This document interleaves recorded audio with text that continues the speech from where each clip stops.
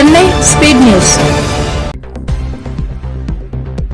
Real estate தொழில் செய்வோர் நலசங்கம் விருகம்பாக்கம் நிர்வாகிகள் பதவியேற்பு விழா தொகுதி தலைவர் ராஜேந்திரன் தலைமையில் கே நகரில் நடைபெற்றது. சிறப்பு அழைப்பாளராக கழக நல வாரிய தலைவர் பொன்குமார், மாநில செயலாளர் SM குமார், விருகம்பாக்கம் சட்டமன்ற உறுப்பினர் பிரபாகர் ராஜா ஆகியோர் கலந்து கொண்டு குத்துவிளக்கு ஏற்றி தொடங்கி வைத்தனர். இந்நிகழ்ச்சியில் மாநில துணைத் தலைவர் ரஜினிராஜ், இணை செயலாளர் AJ நாகராஜ், மாநில அமைப்பு செயலாளர் அன்னலட்சுமி, சென்னை மண்டல தலைவர் வில்லியம்ஸ், சேலம் RR பிரியாணி நிறுவன தமிழ்ச்செல்வன் ஆகியோர் கலந்து கொண்டனர். நிகழ்ச்சியில் பேசிய பிரபாகர் ராஜா, தமிழக அரசு சிறப்பாக செயல்பட்டுக் கொண்டிருக்கிறது. நல வாரியத்திற்கு பல்வேறு சலுகை வழங்கியுள்ளது.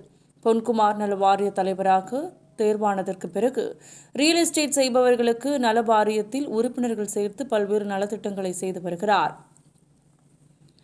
சட்டமன்ற உறுப்பினராக நான் உங்களுக்கும் என்றும் உதவியாக இருப்பேன் என்று கூறினார். பின்பு பேசிய நலவாரிய தலைவர் பொன்குமார், MGR முதல்வராக இருக்கும்போது கட்டுமான தொழில் செய்த தொழிலாளி ஒருவர் அடிபட்டு இறந்துவிட்டார். அவரது குடும்பம் வறுமை நிலையில் உள்ளது. அவர் குடும்பத்திற்கு 10 லட்சம் உதவித்தொகை கேட்டு MGR வீட்டையை முற்றுகையிட்டவன் நான். அதற்காக 15 நாள் சிறைவாசம் அனுபவித்தவன் நான். அப்போது முதல்வர் நிவாரண நிதியிலிருந்து 10 லட்சம் வழங்குவதாக அப்போதைய முதல்வர் MGR அறிவித்தார். பின்பு படிப்படியாக உயர்ந்து நான் நலவாரிய தலைவராக ஆன பிறகு 8 லட்சம் வரை பெற்றுள்ளோம் என்றார்.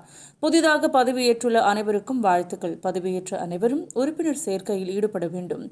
அந்தந்த பகுதியில் கட்டுமான தொழில், ரியல் எஸ்டேட் தொழில் செய்வோரை நலவாரிய உறுப்பினராக ஆக்க வேண்டும் என கூறினார்.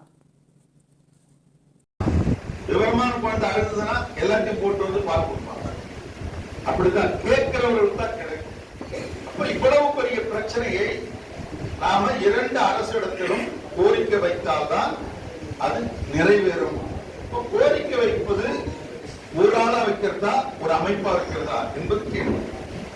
ஒரு அமைப்பு இருந்தால்தான் அதற்கு பின்னாலே இவ்வளவு மக்கள் இருக்கிறார்கள் என்கிற எண்ணிக்கை அரசுக்கு தெரிந்தால்தான் அவர்கள் இந்த சட்டங்களை எல்லாம் கொண்டு வர வாய்ப்பார்கள்.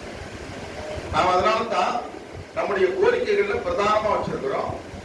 மத்தியிலும் மாநிலத்திலும் இந்த ரியல் எஸ்டேட்டுக்குன்னு ஒரு தனி துறையும் தனி அமைச்சரையும் ஏற்படுத்தும். இது தமிழ்நாட்டு பிரச்சனை அல்ல, உலகளாவிய பிரச்சனை, இந்திய பிரச்சனை. இந்தியா போன்ற கிராமப்புறங்கள் அதிகம் நிறைந்த நாட்டில் விவசாய தொழில் பொய்த்து வருகிற பொழுது அவர்களுக்கு வேலை வாய்ப்பை தரக்கூடியது. கிராமத்தில் இருக்கிறவன் நகரத்தை நோக்கி வந்தா வேலை கொடுக்கிறது 2 தான். என்னை அணுகலாம் என்று சொல்லியிருக்கிறார்கள். அவருக்கு இந்த அமைப்பின் சார்பில் என்னுடைய நெஞ்சார்ந்த நன்றி.